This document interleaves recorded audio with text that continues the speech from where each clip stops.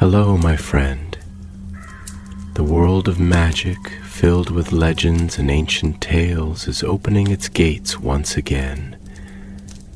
Tonight, in the Gryffindor dormitory by the crackling fireplace, I will share another story with my friends. Join us, for the magic is about to come alive.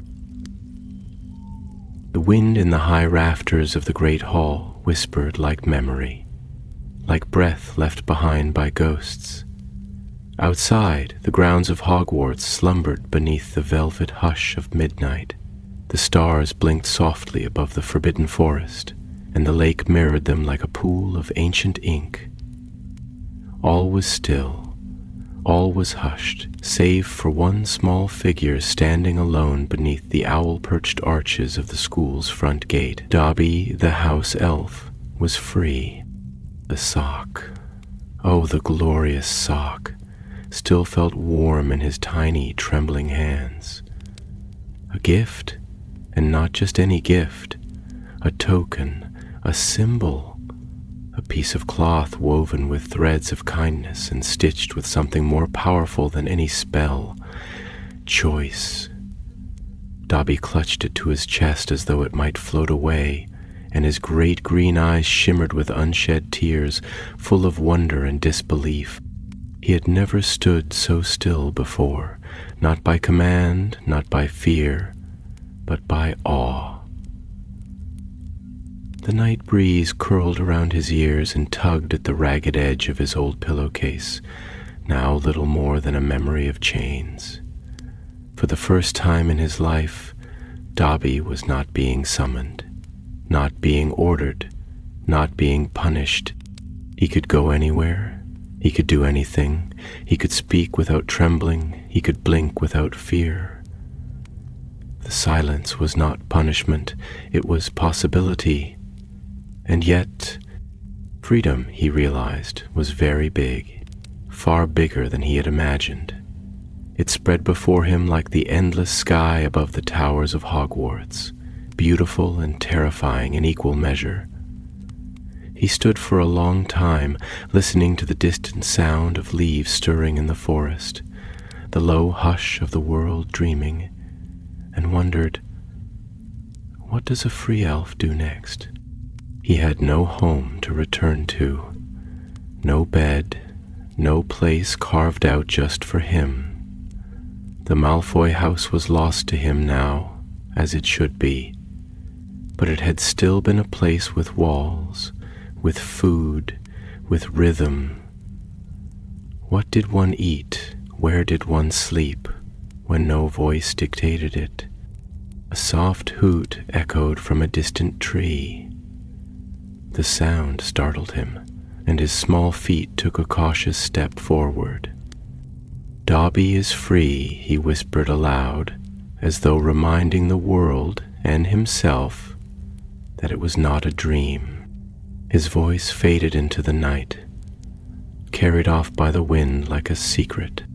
And then, as he stood beneath the moonlight, an odd thought came fluttering into his mind. It wasn't about what he would do next, but rather what others could not do. Not yet, because Dobby knew, oh yes, he knew, that there were others like him, still chained, still punished, still trembling under cruel masters who used the old ways to keep their hands clean and their magic polished. Dobby turned his gaze toward the sleeping land beyond the gates. Somewhere out there, house elves still woke before dawn and wept in silence. Somewhere, little fingers scrubbed stone floors while spells weighed on their backs like cold iron. Somewhere there was another elf who had never dreamed of socks, never known what freedom even smelled like. His fingers clenched tighter around the sock Harry Potter had given him, the warmth now glowing like an ember in his chest. And so the question changed. It was no longer, what will I do? It became, who will I help? He took his first step into the night beyond the gates. His bare feet touched the dew-kissed grass, and the stars above him shimmered a little brighter, as if they too were watching. The castle faded behind him, its light a memory, its protection something he no longer needed.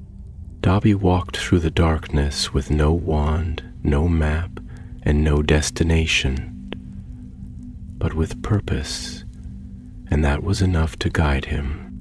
He journeyed through the edge of Hogsmeade, unseen in the sleeping hush of narrow streets. He passed shuttered windows and tilted chimneys, the scent of fireplaces long since burned out curling gently in the air. The village was quiet, peaceful, but not all places were. It was in a crooked little shop on the corner of a cobbled lane that he first heard the whisper. Two witches spoke low, their voices like dried leaves brushing stone. Dobby, small and silent as a breeze, crept beneath a garden cart and listened. Filthy blood traders. Keeping a house elf in that old estate just to torment it, I heard. Bristle's her name. Little things half blind and still scrubbing floors. Awful. Why not just let the poor thing go? They don't believe in that, do they? Call it tradition, family pride, or some such rot. Bristle. Dobby had never heard the name, but it landed in his heart like a stone. Half blind, still scrubbing floors. He waited until the witches moved on, their gossip trailing off like fog, and then he stepped into the road, his mind alight with quiet fire. He knew what he would do. He would find Bristle.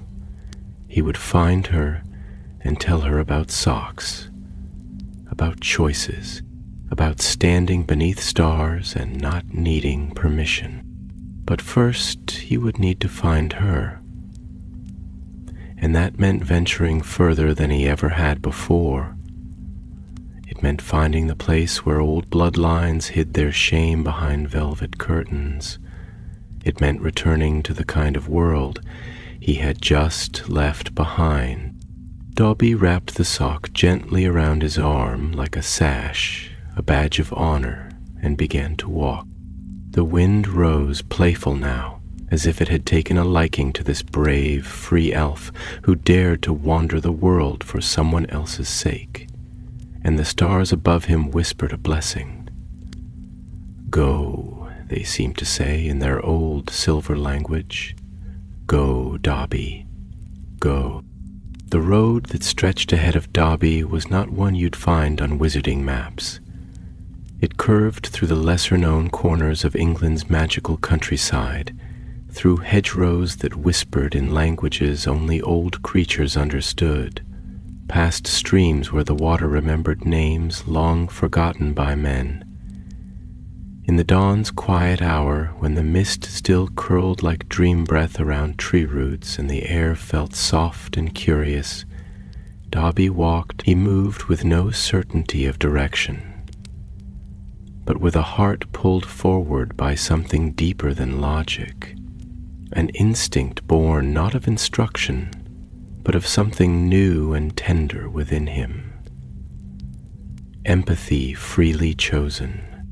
He thought often of Bristle, not her face, for he did not yet know it, but the idea of her, the shape of her sadness, the weight of her servitude, the way her fingers might tremble over the rim of a soapy basin or the cruel edge of a stair she had scrubbed one too many times.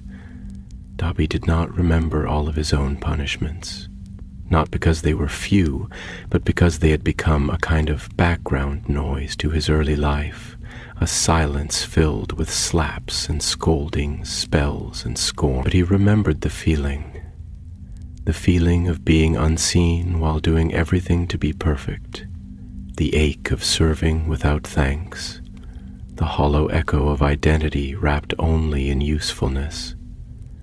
That memory, uninvited and sharp, walked beside him like a shadow. And in that shadow, Bristle surely stood.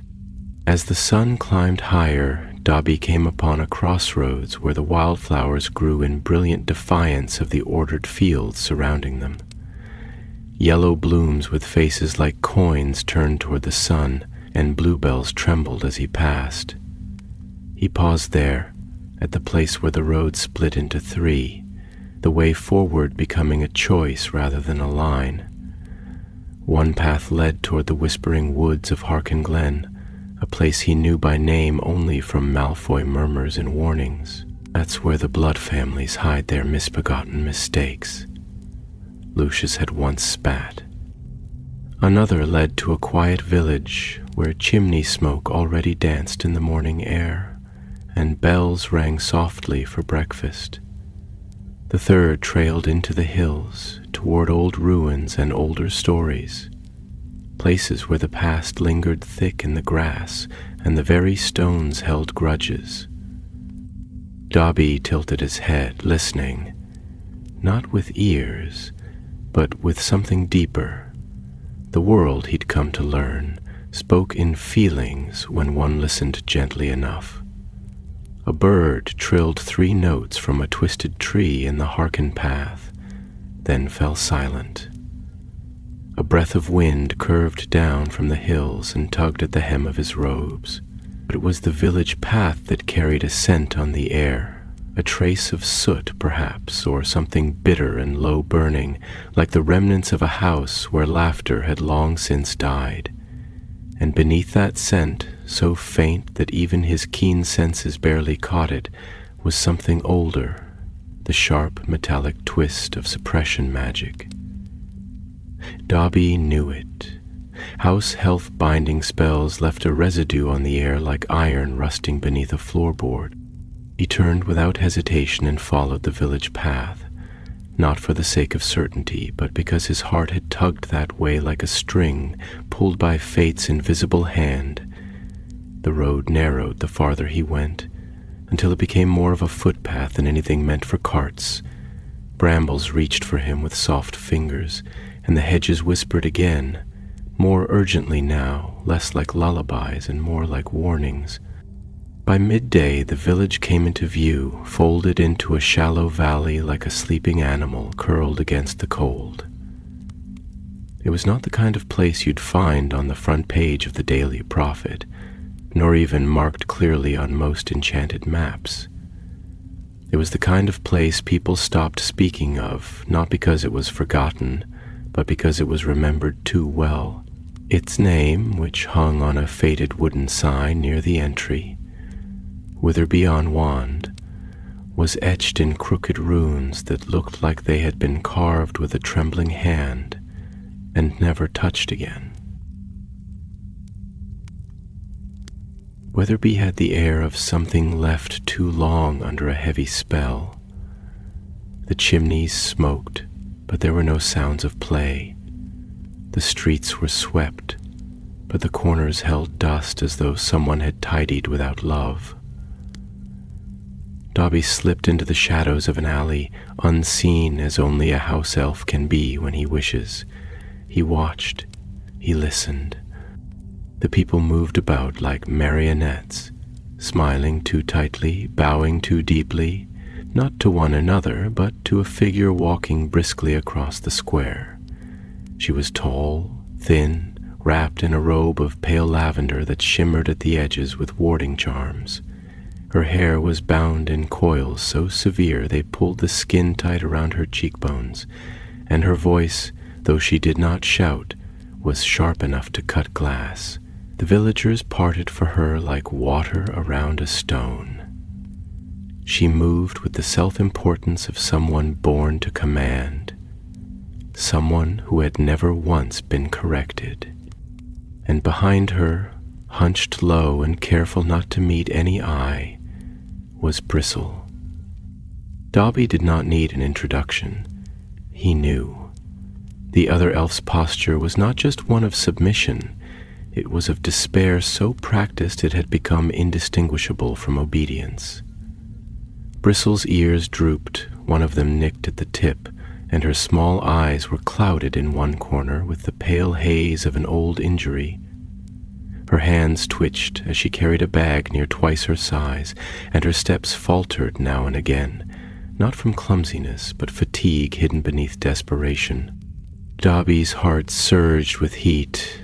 Anger was not familiar to him. It had never been allowed, but this feeling was close, a rising tide in his chest, not against Bristle's mistress alone, but against the entire architecture of cruelty that called this right and proper.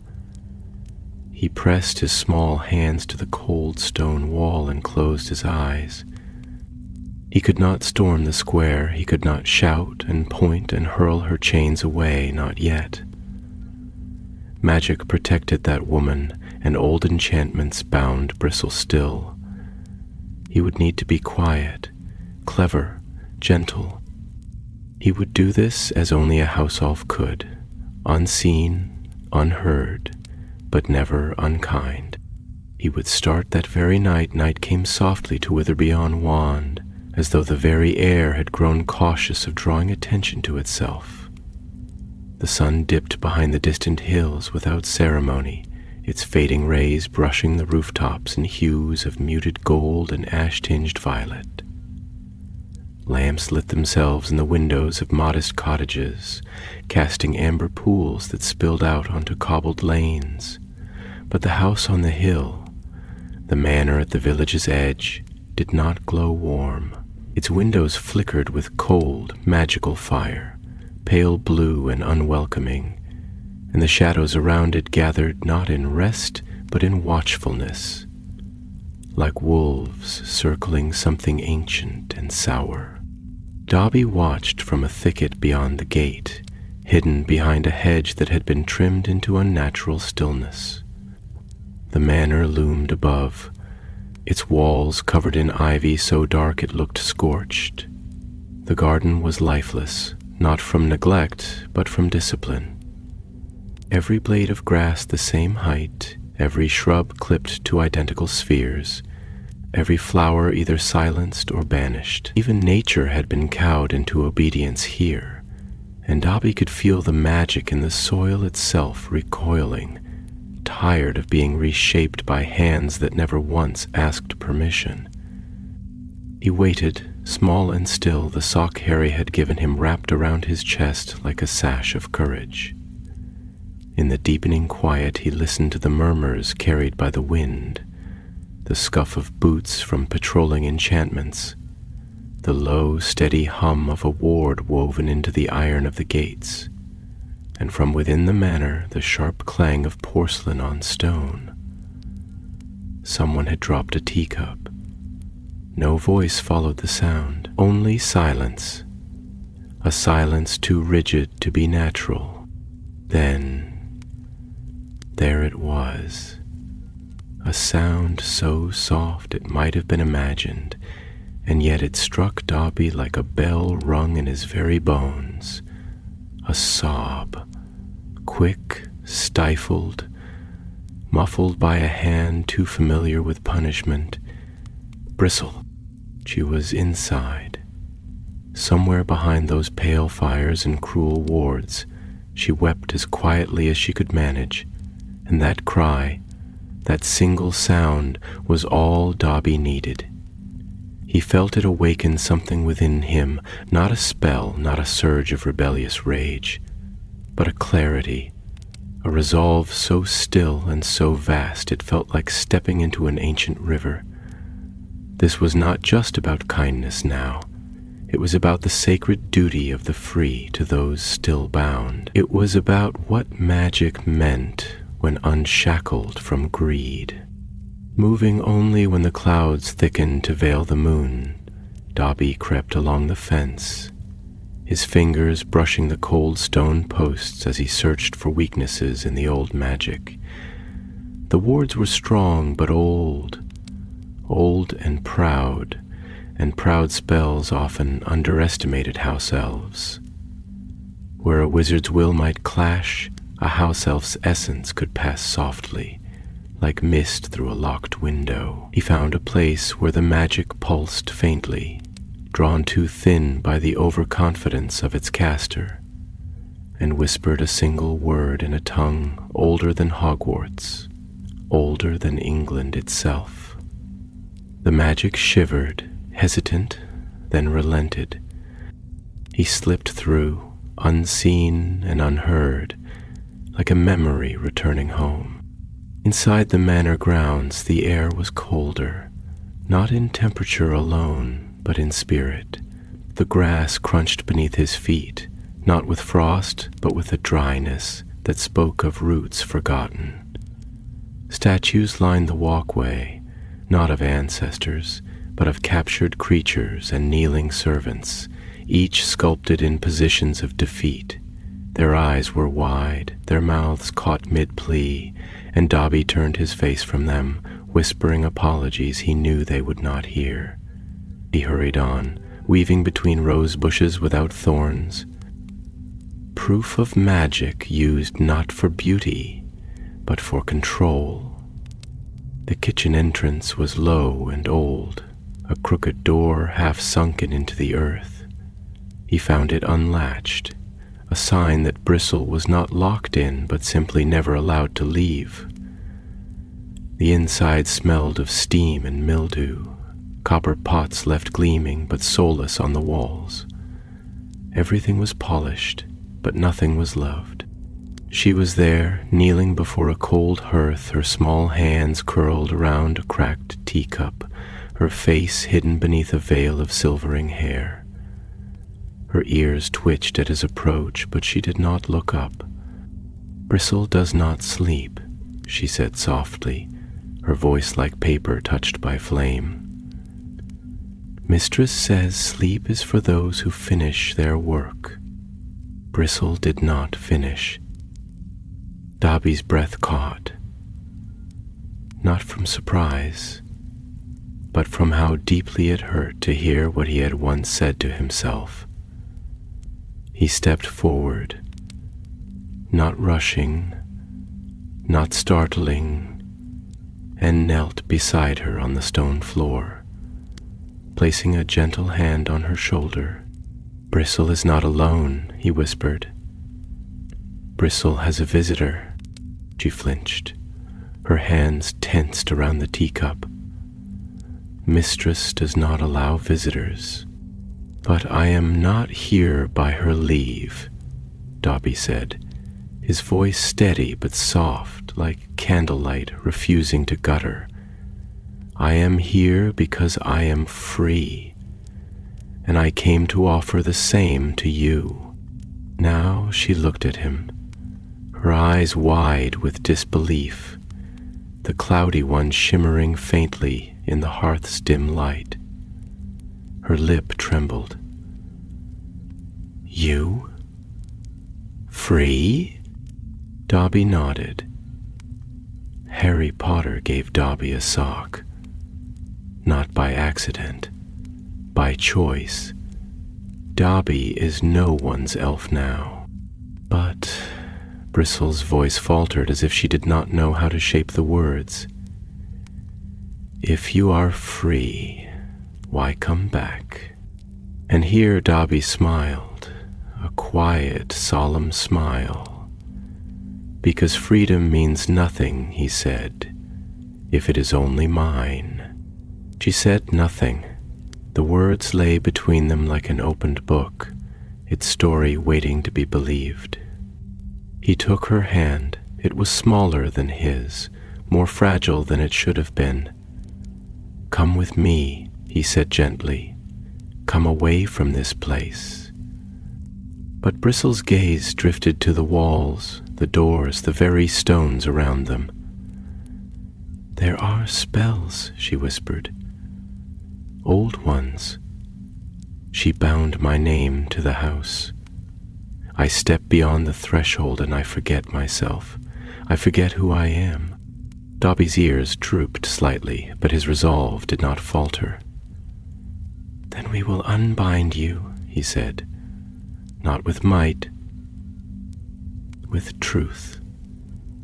You know who you are, Bristle. You are an elf, not a thing, not a tool.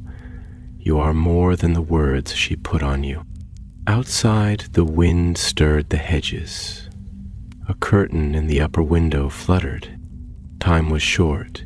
Tonight, Dobby said, rising, still holding her hand. Tonight we prepare.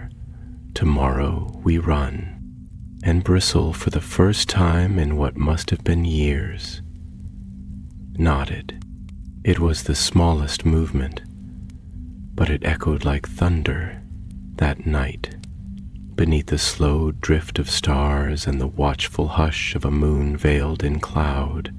Two house elves sat in the hidden heart of the manor's cellar, where old roots pressed through stone and the silence carried the scent of forgotten things. The chamber had once been used for storing wine, but now it held only dust and disuse, and the kind of hush that settled over places left untouched by kindness. A single candle sputtered in a cracked lantern, casting long shadows on the walls, its flame flickering as though nervous to witness what was to come.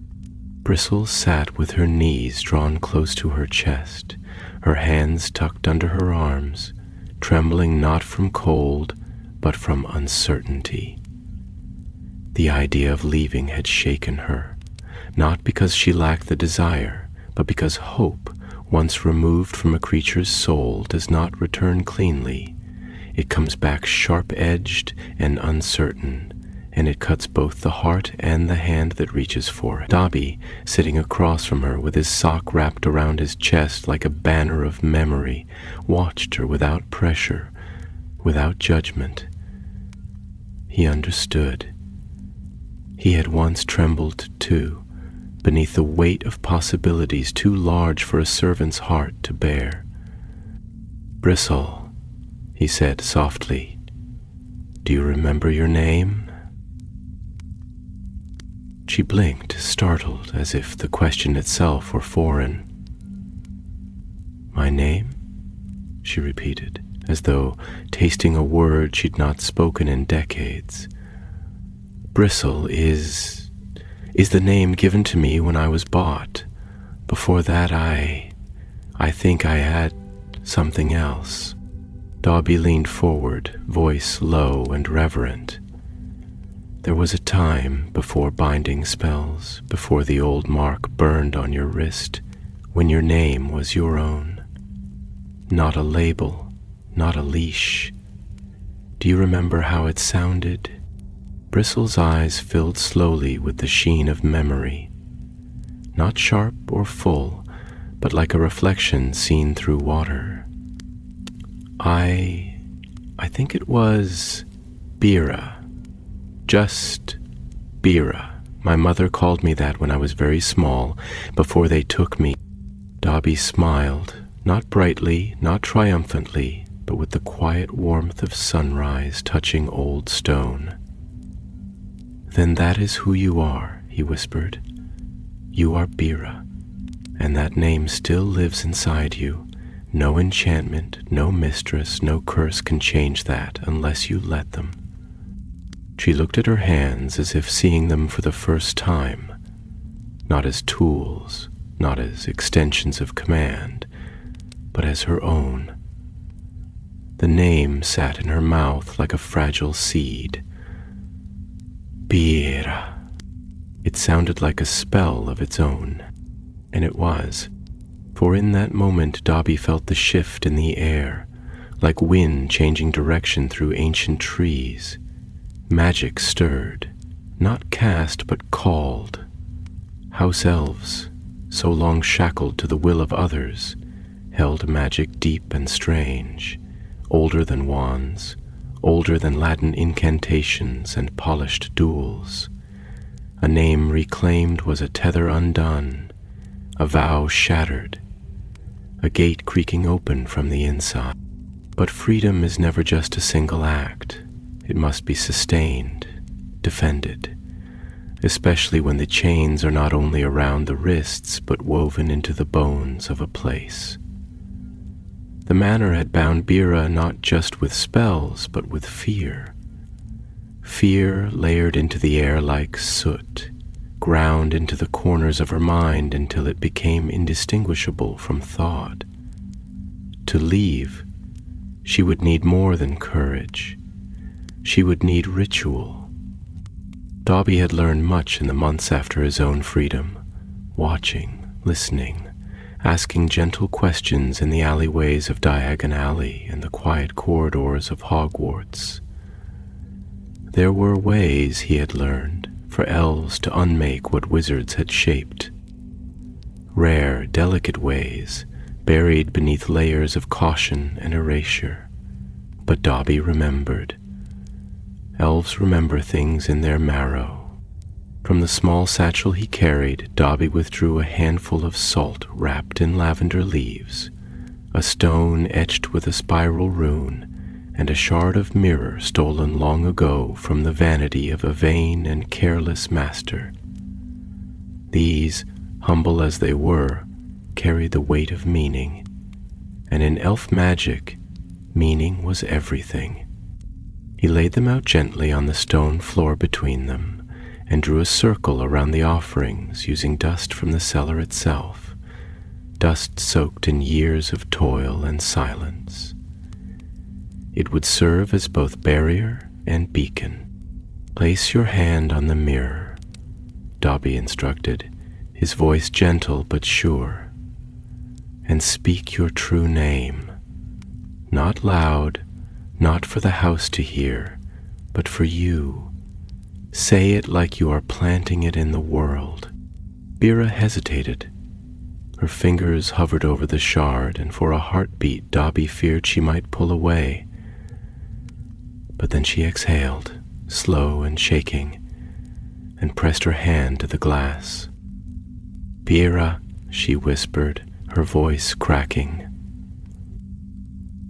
"My name is Bira." The circle flared, faint but real. The dust lifted slightly, caught in an invisible breath. The lavender leaves crumbled as though with joy, and the mirror glinted once only, like the eye of a forgotten god opening and closing in approval. The rune stone pulsed, and then silence again. But it was a new kind of silence, not the silence of obedience but of possibility. A pause that waited not for command, but for decision. Dobby met her eyes. "You are no longer wholly bound," he said. "The house will try to take you back. Its enchantments will call to your blood. But now you know the name they cannot touch. Speak it when you feel the pull. Say it like a blade." She nodded. There were tears on her cheeks, but she did not wipe them away. She let them fall, as if shedding something she no longer wished to keep. Above them, the manor creaked. A shadow passed across the ceiling. The enchantments were stirring, somehow sensing, somehow disquieted by the shifting of magic it did not command. Time was short. "We leave at moonrise," Dobby said, "not before.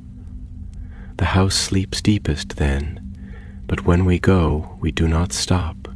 We do not look back." Bira swallowed, her hands clenched around the mirror shard and the stone. "And if she follows?" she asked. Dobby stood, the candle's light gleaming against the edge of his eyes. "Then she follows," he said softly. "But she will follow only echoes. You will already be gone." Outside, beyond the walls, the moon began its slow rise through tattered clouds, its silver light laying a quiet path across the ground. Freedom was no longer a question. It was a countdown. Moonrise came not with trumpets or triumph, but with the slow, steady hush of inevitability. The clouds that had earlier veiled its silver eye scattered like startled birds, revealing a pale disk suspended in a sky washed of color. Its light did not shine, it poured, softly and without urgency, casting the ground in a hushed luminescence, like frost that glowed instead of bit. The manor, for all its enchantments and whispered curses, lay still in that hour, its windows blind, its stones sighing beneath the long weight of midnight. And in that pause between one breath and the next, two house elves moved like memory through the heart of its slumber. Dobby led the way, his feet soundless upon the cold floors he had never scrubbed, his ears twitching for the smallest stir in air, the faintest twitch of wards grown suspicious. Bera followed, still cloaked in doubt, but no longer chained by it. Her step faltered now and then, not because she doubted the path, but because years of servitude had trained her not to move too quickly, not to act without a glance over her shoulder. Now there was no one watching her, and yet the sensation clung to her skin like a second garment. Still, she pressed on, her small hands clutching the shard of mirror and runestone, her breath slow and deliberate, each exhale a quiet rebellion. The manor was a labyrinth of marble and malice.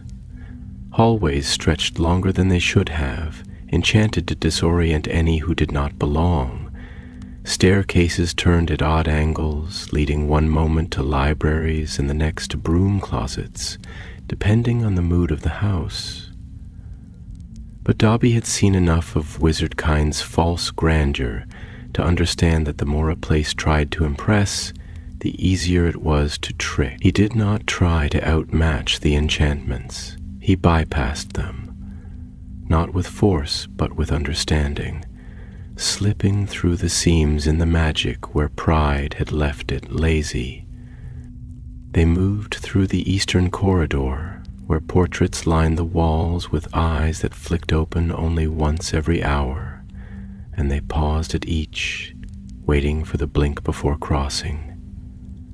Through the kitchens they passed, where the air still smelled faintly of damp bread and lavender polish, and Bera nearly stopped out of habit, her hands twitching toward a crooked spoon left on a counter. Dobby gently touched her arm, and she pulled back, shaking her head, ashamed of the reflex, though he said nothing. It was not shameful, only deeply rooted, and roots took time to loosen. They came at last to the grand entry hall, where the front doors loomed like ancient tombstones, heavy with charm locks and threshold curses meant to keep house elves within and undesired guests without. But Dobby did not look to the front. He turned toward a narrow passage to the side, an old servants' corridor, long forgotten by the current mistress of the house, who rarely walked where her feet might touch the same stones as her elves. It was low and cramped, the ceiling brushing the tops of their heads, but it led straight to the root cellar, and from there to the boundary wall. The boundary wall was not a wall in the usual sense. It was a magical threshold, drawn in blood and stone at the edge of the manor's property. To cross it while bound was to forget one's name, as Bera had said. It pulled at the soul, curling around the spine like a cold vine, whispering things like belonging and obedience in voices not quite heard. Even now Dobby could feel it reaching, trying to remember the taste of his magic from long ago, but he was different now. He had crossed his own boundaries already. He had stood on the edge of servitude and stepped beyond it, and now he stood with another at that very brink. Bera stopped just short of the threshold, her breath catching. The air here was thick, like molasses turned to fog, and it pressed against her skin with invisible hands. "It's calling," she said softly, not in fear but in realization. "It still remembers me." Dobby turned to her, his expression calm but lit from within by a fire so quiet it made no noise. "Then speak your name again," he said. "Say it louder this time, not with fear, with pride. Remind it that you are not the one who belongs to this place. This place once claimed you, but you have unclaimed it." Bira closed her eyes. She pressed the mirror shard to her chest, its cool edge a comfort now instead of a blade. She inhaled, and then, like a note sung into a quiet room, she spoke. "My name is Bira." The wind stirred. The vines on the threshold shivered, and in the hush that followed, something unbound itself. Not loudly, not explosively, but like a knot coming loose after centuries of tension. The air grew lighter, the pressure eased, the wall did not fall, but it no longer held teeth, and so they crossed, one step, then another, and nothing pulled her back. The night greeted them on the other side not with fanfare, but with peace. Crickets whispered in the grass, and the moon, now high and silver as a blade's edge, bathed them in light soft as wool. They walked in silence for a time, through a meadow just beyond the manor's reach, where wildflowers, actual wildflowers, not manicured spells of symmetry, bloomed in small constellations of color. Dobby said nothing until they reached the crest of a low hill. There, beneath a tree whose bark twisted like braided rope and whose leaves glowed faintly in moonlight, they stopped. Bira sank to the grass, her legs trembling not with fatigue, but with the unspooling of tension she had carried for far too long. She looked at the stars, truly looked, and her face, weary though it was, softened.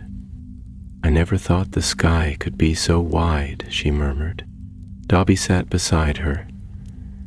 "It always was," he said, "but now it belongs to you too." They sat there for a long time, the tree watching over them, the stars listening, and the earth beneath them, free of chains, welcoming their weight. Somewhere far behind them the manor stirred, but it was already too late. The spell had broken. The name had been spoken. The threshold had been crossed. And for the first time in her remembered life, Bira fell asleep under the open sky. Dawn came with a gentleness that felt deliberate, as though the sun itself had paused on the threshold of the horizon and asked permission to rise. Its golden light reached carefully across the hilltop, brushing the grass with soft amber fingers, gliding along the bark of the old tree and settling like a blessing upon the two small figures still curled beneath its branches. Bira slept soundly, her breath slow and steady, her fingers unfurled across the moss like the roots of something just beginning to grow. Her face, once pulled tight with the habits of caution and pain, had loosened in rest. Her features unknotted, childlike in their fragility. Dobby had not slept, not because he was restless nor afraid, but because his heart was too full of something he could not name. Not joy, not exactly, not the wild spark he had felt when Harry had set him free. This was deeper, quieter, heavier in a way that was not a burden but a gravity.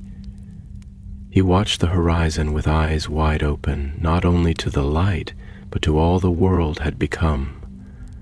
And in the golden hush of morning, he came to understand that this was what freedom was meant for. Not merely escape, not just the end of chains, but acts of becoming, acts of reaching back, of lifting up, of returning, not in retreat, but in rescue. He sat with his knees drawn up, his arms wrapped around them, the sock still tucked close to his chest. It was faded now from the journey, its fibers stretched and stained, but to Dobby it was still sacred, still the first note of his own song. He thought of Harry often, not with longing or sorrow, but with a kind of silent conversation, as if somewhere across the many fields of the world, the boy who gave the sock could feel his thoughts, could hear the whisper of thanks not repeated aloud, but living on in every step Dobby took away from servitude. Bera stirred as the sunlight warmed her skin. Her eyelids fluttered open like petals shaken by a breeze, and for a moment confusion passed over her face. She sat up slowly, blinking at the sky, the hill, the wildness of it all, and then she remembered the threshold, the mirror, her name. She looked down at her hands, half expecting to see them dissolve or be drawn backward like smoke to a chimney, but they remained, solid, hers. Dobby turned to her with a smile that did not show all his teeth, but all his soul. "Good morning, Bera." She inhaled, and even her breath sounded different now, less cautious, less compressed. "It feels different," she said, her voice rough with sleep and the newness of possibility. "I feel like I'm not inside myself anymore, like I've come out and everything is brighter than I remember." "That's what happens," Dobby replied softly. "When the world stops looking at you as something beneath and starts becoming something you can step into." They sat in quiet for a time, the kind of quiet that only comes when words are not needed, when presence itself is enough to sustain a moment. The breeze ran its fingers through the grass, and far below, the village of Witherby on Waun began to stir, but the manor, looming still in the distance, stood dark and motionless. Whether its mistress had woken or not, whether she had discovered the empty hearth and the vanished elf, it no longer mattered. Her reach, vast as it once felt, could no longer cross the boundary Bera had walked away from. Eventually, Bera spoke again, her voice softer but more sure. "What do I do now?" It was not the question of someone lost, it was the question of someone finally permitted to wonder. Dobby tilted his head, considering. "You choose," he said, "and you keep choosing every day. You do not wait for commands. You do not ask for permission. You find the things that make your breath come lighter and your hands itch to create. You follow what brings your ears to stand tall again." She looked out across the meadow, where the wildflowers danced without choreography. "And if I don't know what that is?" Dobby's smile widened, faintly mischievous. "Then you are like the sky at sunrise, empty only for a moment, but soon to be filled." It was then that Bera did something unexpected. She laughed. Not loudly, not with the kind of abandon that children knew, but with a breath of amusement that had been locked away for too many years. It slipped past her lips like a secret daring to be heard, and Dobby, in response, laughed too, not because the moment was funny, but because it was sacred, because laughter is the first language of soul's reawakening. They spent the rest of the morning gathering their thoughts into small bundles, like travelers collecting stones from the banks of a river. Dobby explained that they would travel west, toward the woodland paths that brushed the outer borders of the magical world, where few humans dared venture and old magic still lived in the roots and wind. There were places there where free elves could rest, could speak their own names without fear, where stories were traded like firelight, and no master's voice ever echoed. He had never been, but he had heard the whispers. Hidden glades, quiet as breath, where the sky opened wide and the ground remembered gentler things. Bera listened, her fingers wrapping and unwrapping a strip of fabric she had torn from her apron. Her last act inside the manor. She no longer wore it. Now, dressed in a borrowed cloak Dobby had carried with him for just such a hope, she looked not like a servant, but like a wanderer, like someone becoming. As the sun climbed higher, they descended from the hill. They moved slowly, not for fear of being followed, but to honor each step, for each footfall was a step deeper into her own story, a tale not written by another's hand. They passed under old trees with twisted trunks that whispered in languages too old to have names. They drank from streams that remembered the stars. They crossed into a world that was not free from danger, but free from masters, a different thing entirely. And as they walked, Bera began to speak, not often, not quickly, but with growing comfort. She told Dobby of small memories she had thought she'd forgotten, the way her mother's voice sang when cooking, a lullaby hummed behind closed doors, the sound of rain on the manor roof when she was still too small to understand loneliness. Each word, each tale, was like a candle lit in a hallway she had long since boarded up. And Dobby, for his part, listened. He listened the way few ever had, because that too is part of freedom, not only to speak, but to be heard. The forest they entered as the sun slipped westward was not marked on any known map, nor did it bear a name that humans remembered. It had no path carved by shoes, no signs nailed to trunks, no boundaries drawn in ink. Instead, it unfurled as though it had always waited for just this pair of feet, small, bare, honest, to pass beneath its eaves. The trees here grew not in lines, but in quiet congregation, their trunks gnarled and knotted like the hands of old friends, their roots tangled beneath the soil like whispered conversations. Leaves rustled, not from wind alone, but from the subtle breath of magic. The deep kind, the kind that had slumbered long before wands were carved or spells spoken aloud. Dobby walked with the familiarity of someone who had never been here, yet knew it like a cradle. His eyes flicked upward, watching how the light filtered through the canopy in long, slanted rays, as if the sky itself had softened to let them pass. His hand never left the place where the sock was tucked, now more threadbare than cloth, but still warm as a heartbeat. He said little. His silence was not emptiness but reverence, a quiet kept for sacred ground. And Bryra, still adjusting to the new rhythm of her body, uncoiled from years of obedience, followed behind him like a shadow awakening into its own shape.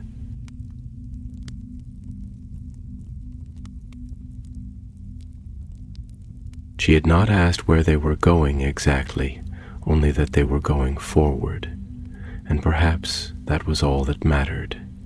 Each step she took away from the manor made her more herself. It wasn't sudden, it wasn't cinematic, it was gradual, like frost melting from stone, like a tight string loosening note by note. Her gait grew steadier, her breath more certain. The way she looked at the world changed, no longer flinching, no longer trying to shrink smaller than her shape. There were moments when she would stop and touch a tree, simply to feel bark beneath her fingertips that she was not required to polish. Or when she knelt beside a mushroom patch, peering at their shapes with curiosity instead of calculation. For the first time, perhaps in her whole life, she was allowed to be curious, and that small, quiet freedom was more intoxicating than any spell. That evening, as dusk deepened and birds began to sing their low, dusk-bound songs, they reached the glade. It opened like a sigh, sudden, circular, surrounded by trees that bowed inward as if holding their breath. The grass here was thick and soft, and the ground gave just slightly underfoot, like the embrace of an old friend. In the center, a pool reflected the sky so perfectly that for a moment it seemed they had stumbled into the stars themselves. No ripple disturbed its surface, though it hummed faintly, as if listening. Dobby stepped to its edge and sat. He dipped his fingers into the water, and where they touched, the stars shimmered. "This," he said at last, his voice low and luminous, "is where the forgotten go to remember, where elves who have walked away from chains come to sit and speak their names and let the earth learn them anew." Bera approached slowly, her eyes wide. She did not ask what it was, for she knew it was more than a pool. She could feel it in the way her bones quieted, in how her heartbeat slowed to match the rhythm of leaves overhead. "Does it change you?" she whispered. Dobby nodded, not as warning but as invitation. "It listens, and when it knows your true name, not just the one you speak aloud, it keeps it.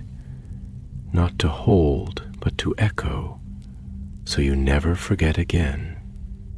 She looked down at her reflection, and saw not the haggard creature of the manor halls, nor the frightened elf kneeling before a mistress's wand. She saw someone whole, someone shaped by silence, yes, but also by the strength it took to survive that silence. She knelt, cupping a bit of the water in her hands, and whispered, "Bera."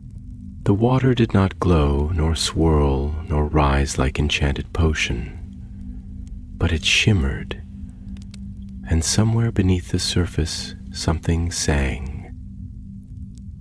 A note so soft it could barely be heard, but it was hers. The pool had heard, and it would not forget. That night, they built no fire. The forest was warm in its own way, and the stars above the glade needed no rival. Dobby and Bera sat side by side, and for the first time, she told him a story. Not of pain, not of servitude, but of her mother. She was small, Bera began, her voice a thread of silver weaving through the dark, "smaller than I am now, and she sang when she worked, not because she was told to, but because it made the hours pass like petals floating on water. I remember the songs. They weren't in English, they were in the old tongue, the one our kind doesn't use anymore, the one the wizards forgot we ever had." Dobby listened, eyes closed. The wind hushed around them as if leaning in. She used to say that our magic was not just tricks or spells. It was memory. That we came from the land, and to the land we would return, not as servants, but as seeds. That every elf was a tree waiting to be planted. That our names were leaves, and when we spoke them, the whole forest listened. She paused. Her fingers trembled slightly, not with fear, but with feeling too large for the smallness of her frame. "I didn't believe her," she whispered. "Not until now." Dobby opened his eyes, and they shimmered in the starlight like dew. "You believe now?" Bera nodded. "I think I'm beginning to." He reached over and took her hand. not in guidance, not in rescue, in kinship.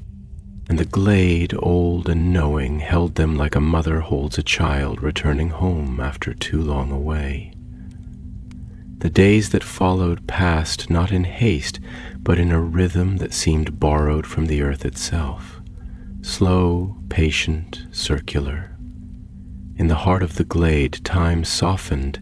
It did not vanish nor freeze, but it folded into a quiet shape, like a sleeping fawn tucked beneath leaves. Dobby and Bera did not count the days, for they had no master's bell to measure their hours, no to-do list drawn by wand or whisper.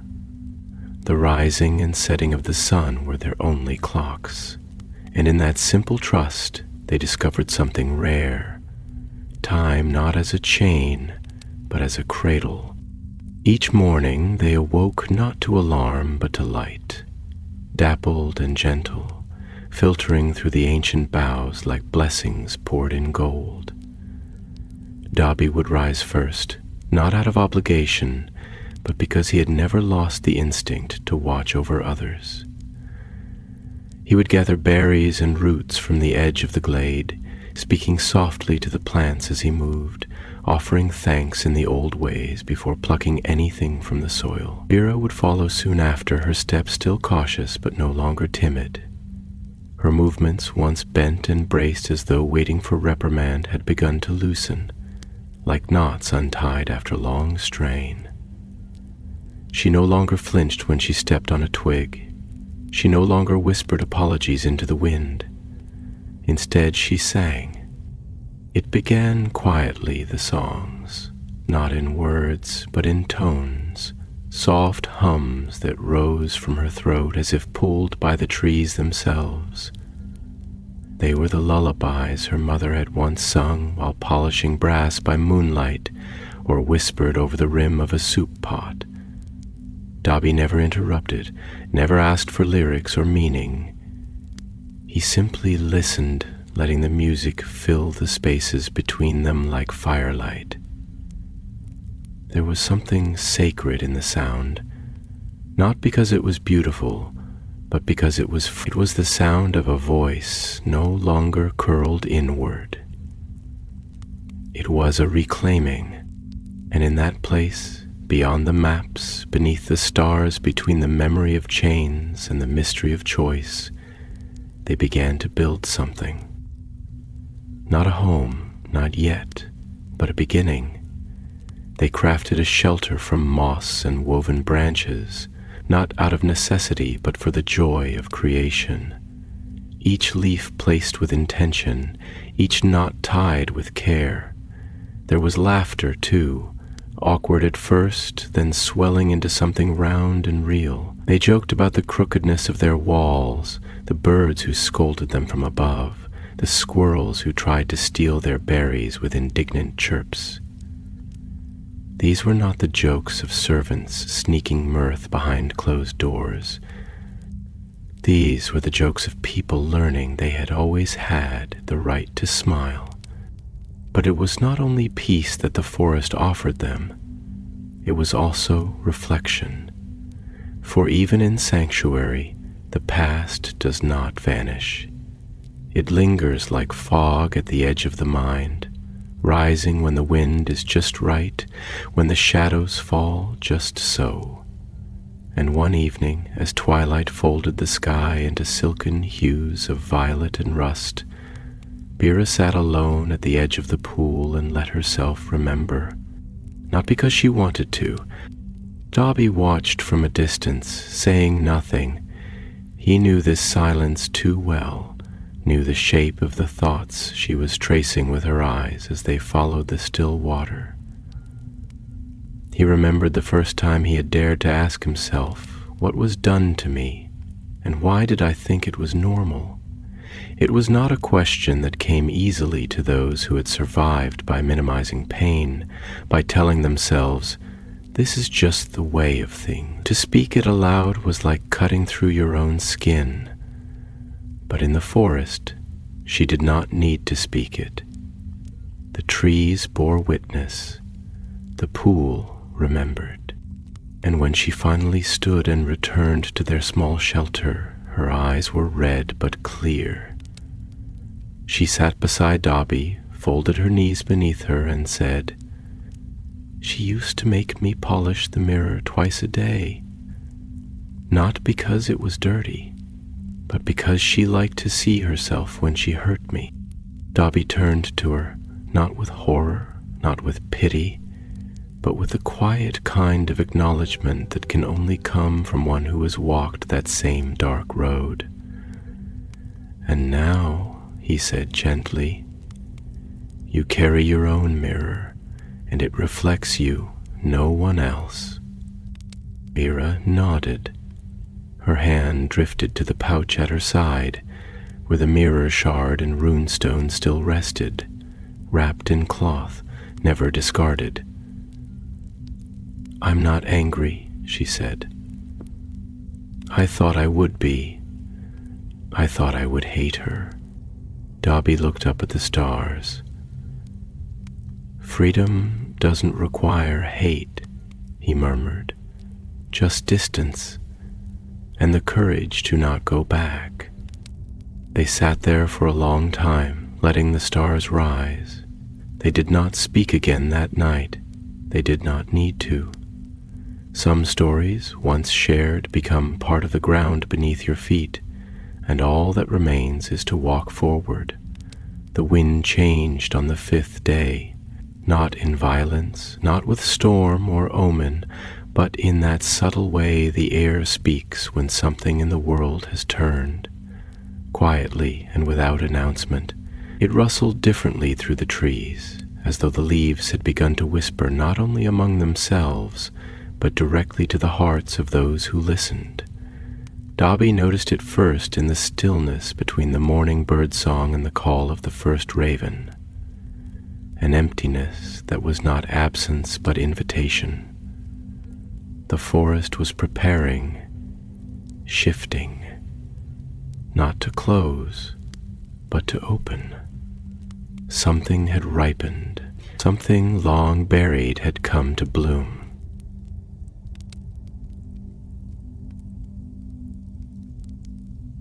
Vera, now walking without hesitation and speaking with ease, felt it too. She said nothing of it at first, but her hands lingered longer on the moss.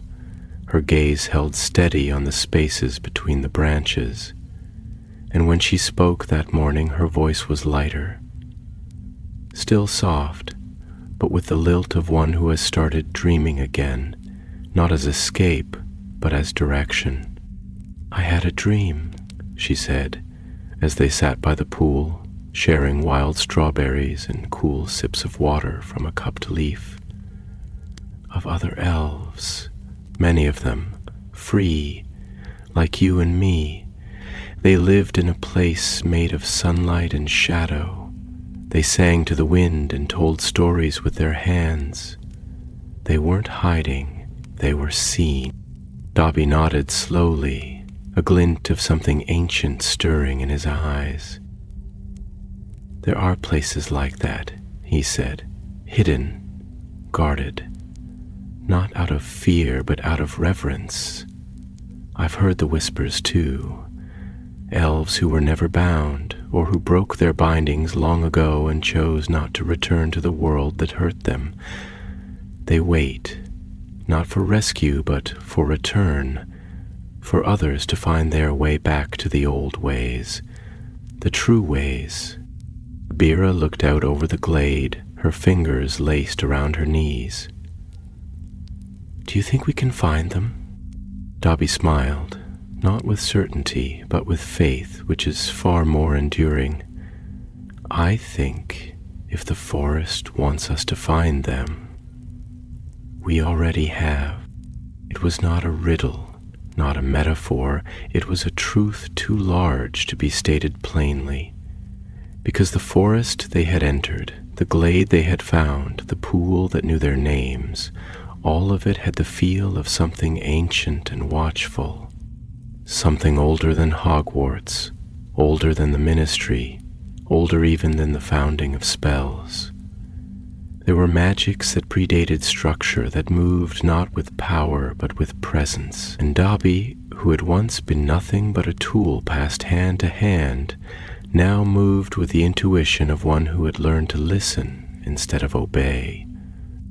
That afternoon the forest answered. It did not speak with words. It simply parted. They were walking beyond the glade, following a path that had not existed the day before and which neither of them had chosen, but it unfolded with each step, soft moss underfoot, branches drawing back as if to clear the way. No birds called in alarm, no predators stirred.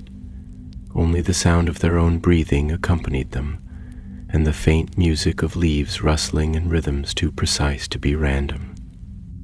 And then, after a long stretch of silence, they saw it.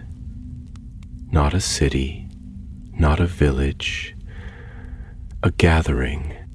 Tents woven from ivy and silk shimmered between the trees like sleeping stars. Lanterns glowed not with flame but with breath, exhalations of color caught in glass. And elves, dozens perhaps more, moved among them, not hurried, not fearful, but purposeful, their feet bare, their clothing plain, but radiant with runes stitched in threads that shimmered when touched by dusk. One of them stepped forward, an elf, older than the trees around him, or so he seemed, his eyes deep with stillness and sunlight. He looked at Dobby first, and then at Bira, and then, with no pomp, no testing, no demand for proof, he simply said, "Welcome home." Neither Dobby nor Bira spoke. There was no need. The forest had listened, the world had turned, and the road they had walked, every sorrow, every silence, every shadow, had led them here.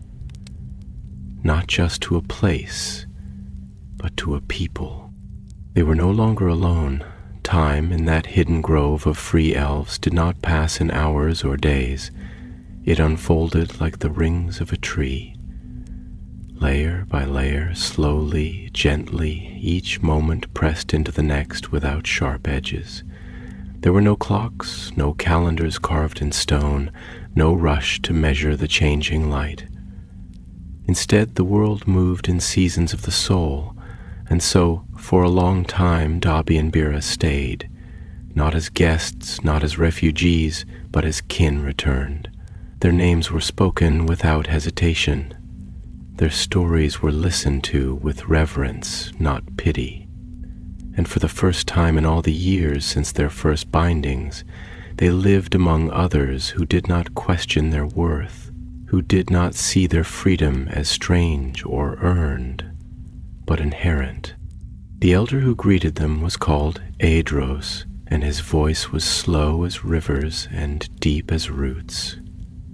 He walked without a wand, and yet the world around him answered as if to an old and beloved friend. Trees leaned toward him, rain fell softer where he stepped. The air behind him always felt warmer than before. He told them on the second twilight that this grove had no true name, only the ones it borrowed from the hearts of those who found it. Some called it the Hollow of Names, others the First Rest. The elves who lived there had come from many places, some from distant lands, others from hiding places within the very walls of the wizarding world. All had stories. All had once been bound, but none lived by sorrow. There were songs in the grove, songs in languages no wizard had ever spoken. They were not taught so much as remembered, like distant dreams pulled forward by shared breath and firelight. There were stories, too, told not as facts, but as gifts passed from one voice to the next, shaped by the soul who spoke them. And there was work, yes, but not labor. The tending of the grove was not chore, but prayer. Food was grown in gardens, sung to sleep by lullabies. Cloth was spun from silk whispered from spiders who no longer feared the wand. Even the shelters were alive, grown from the forest itself, homes that welcomed and warmed. In time, Bira began to teach others the songs she had remembered from her mother, songs she had once thought lost forever. Younger elves gathered around her beneath the lantern-lit boughs, their eyes wide, their voices shy at first, then bold. She wove her stories with thread and needle, too, stitching her name into cloaks and satchels, each stitch a memory reclaimed. And when she walked through the grove now, her posture was straight, her gaze steady. She was no longer Bristle. That name, that fiction, had withered in the light. She was Bira, whole, named, believed. Dobby, for his part, did not rest. He was never still for long. He helped build, helped listen, helped remember, and yet there was something in him that remained a wanderer, not of need, but of calling. The sock he wore was now sealed in a small frame, gifted to the Grove's council not as a relic, but as a symbol.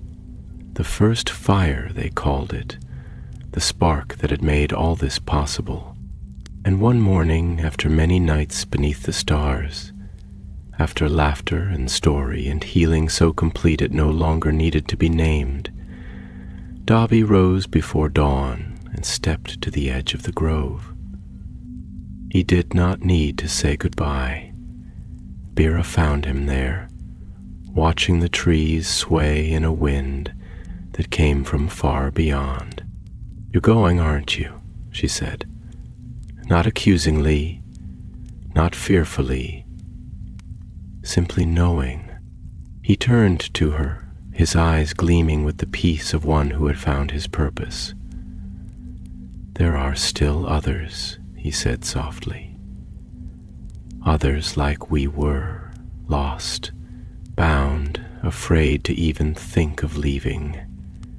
They don't know this place exists, but they will. If someone walks back into the world and tells them it does." She said nothing for a long time. Then she smiled, not with sorrow, but with a pride so deep it curled through her voice like roots beneath strong soil. "You'll bring them here?" He nodded. "If they want to come." And she reached up and pressed something into his hand. The shard of mirror, the one she had once clutched in fear, now smooth, warm from her pocket, wrapped in a length of silk. "For them," she whispered, "for the ones still trying to remember their names." He took it with both hands, cradling it like the sacred thing it had become. Then, without ceremony, without drum or trumpet or fanfare, Dobby turned and walked back into the world. The forest parted before him, not as farewell, but as promise. He would not vanish. He would be the whisper in the rafters, the unseen hand that slipped socks into locked trunks, the voice that told frightened elves you're more than they told you.